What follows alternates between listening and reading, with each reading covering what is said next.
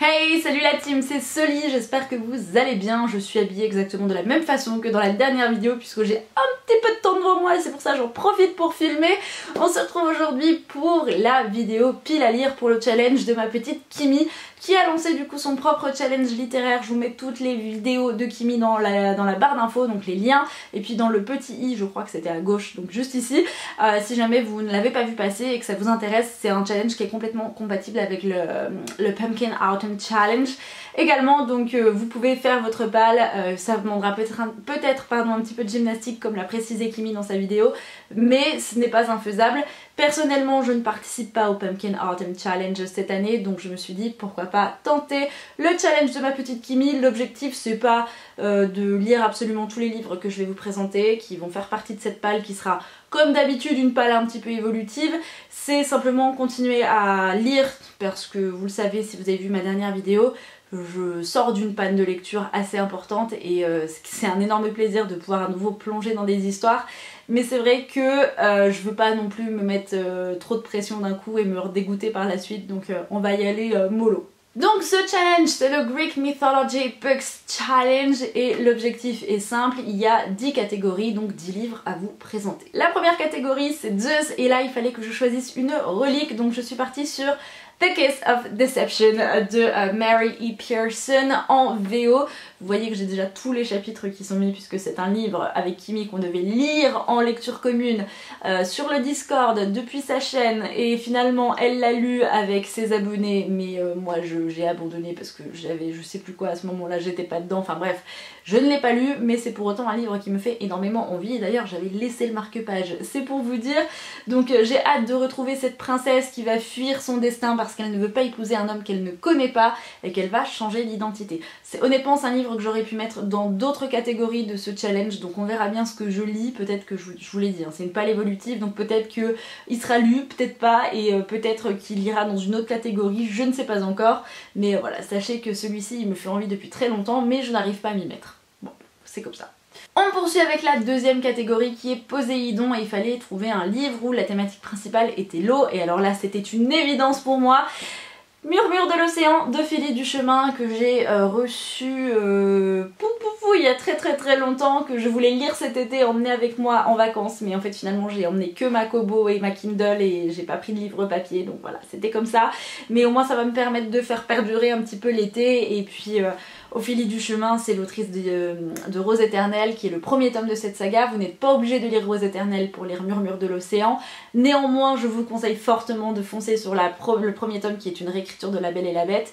Ici c'est une réécriture de La Petite Sirène, mais Ophélie Duchemin a un style très onirique, très poétique et qui va vous embarquer très loin et vous allez surkiffer. Donc voilà, si vous ne connaissez pas encore, je vous invite fortement à découvrir cette saga. La troisième catégorie c'est Hadès, et là donc faut choisir un roman où il est question de mort, de deuil, etc. Donc là c'est peut-être moi qui vais faire mon deuil puisque j'ai choisi de lire le dernier tome de la saga Rebecca Keane, donc qui s'appelle Amber Wrath. C'est un livre que je vais écouter en audio puisque je ne l'ai pas en papier. Je me suis fait les tomes 5 et 6 cet été. C'est à peu près les seuls livres que j'ai pu lire puisque je les ai écoutés et franchement j'ai surkiffé, j'ai adoré le tome 5, je crois que c'est mon préféré de toute la saga. Et donc là, comme le challenge a déjà débuté au moment où vous allez voir cette vidéo, j'ai déjà commencé à écouter le tome 7 et j'aime énormément. Alors il y a toujours des morts dans Rebecca Keane puisque c'est une assaillie. Du coup j'ai été interrompue, je ne sais plus ce que je disais, je crois que je vous racontais qu'il y avait toujours des morts dans Rebecca Keane puisque c'est une enquêtrice qui doit résoudre systématiquement des meurtres dans le monde un petit peu paranormal dans le Vermont. Et bon, c'est le dernier tome, elle va devoir faire son deuil je pense sur beaucoup de choses, et moi en tant que lectrice en plus je vais devoir faire mon deuil parce que c'est le dernier tome. Alors je sais qu'il y a un tome spin-off sur sa fille, mais ouais, il n'y a qu'un tome pour l'instant qui est sorti il y a un petit moment déjà, donc je sais pas s'il y aura la suite. Dites-moi si vous avez les réponses en commentaire parce que j'adore cette saga. La numéro 4, cette catégorie, c'est Perséphone et il faut choisir un roman où il y a des fleurs sur la couverture ou alors où il est question de naissance. Mais alors ça peut être la naissance de plein de choses, pas forcément d'un enfant, hein, ça peut être la naissance de sentiments, d'une belle histoire, de nouveautés, enfin voilà, de plein de choses. Et donc du coup, comme j'ai vu qu'il allait y avoir une édition collector de Red, White and Royal Blue, donc c'est My Dear Fucking Prince en français qui est paru chez Lumen. C'est l'un des chouchous de Nina notamment et c'est un livre que je veux lire depuis très longtemps. Je l'ai précommandé. Donc voilà, il arrivera en octobre, c'est pour ça que je peux pas vous le montrer maintenant, mais il sera en hardback et il est super beau parce que je suis pas hyper convaincue aussi bien par la couverture VO que la couverture VF honnêtement. Mais c'est un livre qui me fait énormément envie et là je pense que ça peut coller, donc pourquoi pas. Prochaine catégorie c'est Arès et donc le dieu de la guerre, de la bataille, etc. Donc faut choisir une thématique de ce type là. Donc j'ai choisi le dernier tome de la saga de Sally Green, donc la trilogie Les voleurs de fumée, donc c'est À feu et à sang. J'avais adoré le premier tome, surkiffé le deuxième et donc là il va être temps pour moi de terminer, de conclure cette trilogie. Catégorie numéro 6, le dieu Apollon, donc là c'est beauté, art, musique et moi je suis partie sur une magnifique couverture qui va me permettre de relire Harry Potter à l'école des sorciers, donc là c'est Harry Potter and the Philosopher's Stones. Il n'y a pas que la couverture, hein. Le livre en soi est magnifique si vous connaissez les éditions de Mina Lima, il y a les mêmes en VF et en fait tout simplement je relis ce bouquin puisque j'ai réussi à motiver un élève pour découvrir Harry Potter, il les a tous à la maison donc il a commencé à les lire et je lui ai dit que je les lirais en même temps que lui, donc on se fait des petits débriefs de temps en temps avant ou à la fin des cours, donc c'est plutôt chouette et ça me permet de me relancer dans cette saga que j'ai terminée, mais finalement est-ce qu'on a vraiment un jour terminé de lire Harry Potter? Je ne suis pas sûre. Catégorie numéro 7, la déesse Artémis et il faut choisir un livre où il est question de quêtes, de créatures un peu surnaturelles et compagnie. Du coup je suis partie sur A Discovery of Witches de Deborah Harkness. C'est en français le livre perdu des sortilèges qui est paru chez... Non, c'est pas chez J'ai lu. Le livre de poche, il me semble. J'ai la trilogie complète en français, je l'avais racheté en VO puisque je voulais la lire en VO. Je n'avais lu que les 2 premiers tomes en fait et j'ai jamais lu la suite. Et voilà, c'est un livre que j'aime beaucoup. En plus en VO, ils sont tout floppés, ils sont super souples donc c'est trop bien.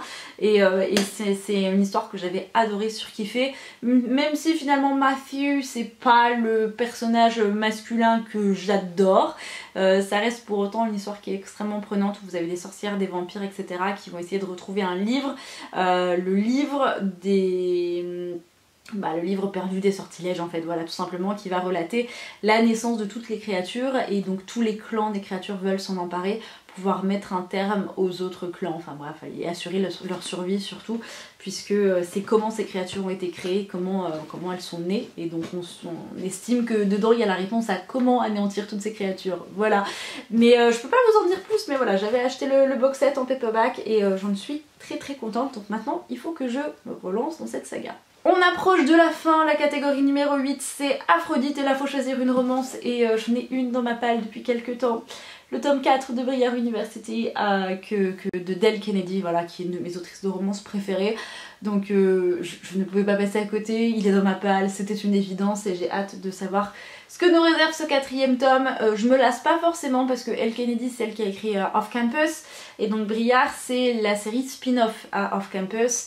Je me lasse pas trop donc c'est une bonne chose, mais c'est vrai qu'après c'est très redondant, mais écoutez, moi c'est mon petit guilty pleasure dans la catégorie romance. J'adore les romances qui se passent à la fac où il y a des sportifs et notamment des hockeyeurs, donc je suis ravie. Catégorie numéro 9 c'est Hermès et donc là il faut choisir un livre avec de la correspondance ou alors des vacances et moi je suis plutôt partie sur le premier thème.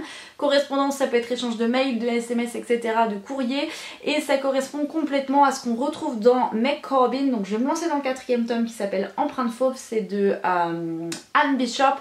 Gros coup de cœur pour les premiers tomes, j'avais adoré le tome 1 et le tome 2 et le tome 3, donc je vais me lancer dans ce 4e tome avec plaisir et avec envie. Et en fait ce qui se passe c'est que on va rencontrer une héroïne dans le premier tome qui s'appelle Meg Corbin, qui est une prophétesse de sang, donc une Cassandra Sang, et qui pour voir l'avenir, avoir des prophéties, doit s'ouvrir la peau et donc se couper, voilà, c'est ce qu'on va dire. Et donc elle va tomber dans un enclos puisqu'on est il y a un côté un petit peu dystopique où l'humanité vit pas du tout en harmonie avec des créatures surnaturelles qui habitent souvent dans des enclos. Et donc là c'est l'enclos de je ne sais plus quelle ville et le chef de cet enclos qui s'appelle Simon est un loup-garou et va recueillir Meg pardon, non sans forcément contrainte et réflexion et tout plein de trucs. Et en fait on se rend compte au fur et à mesure des tomes qu'il y a un énorme conflit géopolitique et sociopolitique qui va avoir lieu et qui prend de plus en plus d'ampleur. Et dans ces tomes on a souvent une correspondance entre un peu entre les méchants si vous voulez, qui sont destinataires de mails et commanditaires de certaines actions qui nous permettent de comprendre l'avancée de ce conflit géopolitique. Et c'est très intéressant, c'est très bien fait, et donc c'est pour ça que j'ai mis Meg Corbin. J'aurais très bien pu le mettre dans Relique puisque celui-ci ça fait plus d'1 an qu'il est dans ma palle maintenant. C'est Ludo qui me l'avait offert l'année dernière pour mon anniversaire et je le remercie énormément encore une fois. Et je fais dernière catégorie, c'est la déesse Hera, et donc là il fallait choisir une romance ou alors un livre jeunesse. Je suis partie sur le jeunesse qui est dans ma palle depuis un petit moment également. C'est Royalty Witches, l'essence de l'horreur, de l'aurore de Laia Lopez et Alena Ponce. C'est un livre que j'ai acheté quasiment à sa sortie parce que j'avais acheté Mystic Land de Laia Lopez il y a... pareil, il y a un petit moment que j'avais adoré, que j'avais trouvé absolument chou. Et puis j'aime beaucoup le style de dessin de Laia Lopez qui est une illustratrice espagnole il me semble, si je ne dis pas de bêtises. Vous la retrouvez sur Instagram. Et voilà, donc j'avais très envie de sortir ce petit bouquin qui est tout mignon. Voilà, je vais vous montrer quelques... je trouve pas d'illustration, voilà. Quelques illustrations, celle-ci je l'aime beaucoup par exemple, il y a un loup qui est avec l'héroïne. Enfin, avec une des héroïnes, donc voilà, bref. Je me dis qu'une fois que j'aurai potentiellement lu énormément des romans que je vous ai présentés dans cette vidéo, celui-ci sera agréable à lire avec notamment les petites images. Voilà, ça fait un peu discours de feignasse, mais je l'assume pleinement. Donc voilà, écoutez, je vais poser mes livres et je vais vous regarder. C'est tout pour cette vidéo, j'espère qu'elle vous aura plu. Dites-moi dans les commentaires si vous participez au challenge de Kimi, si oui, quels sont les livres que vous avez sélectionnés pour votre palle. Si ce n'est pas le cas, peut-être que vous participez au Pumpkin Autumn Challenge. Dites-moi si c'est le cas, encore une fois, quel livre vous avez choisi, quels livres vous font envie parmi ceux que je vous ai présentés dans cette vidéo. Et puis n'hésitez surtout pas à me faire quelques recommandations lecture bien évidemment. En attendant une prochaine vidéo sur la chaîne comme d'habitude, je vous souhaite à tous et à toutes de passer de très belles et bonnes lectures. Et puis comme d'hab, prenez soin de vous. Ciao!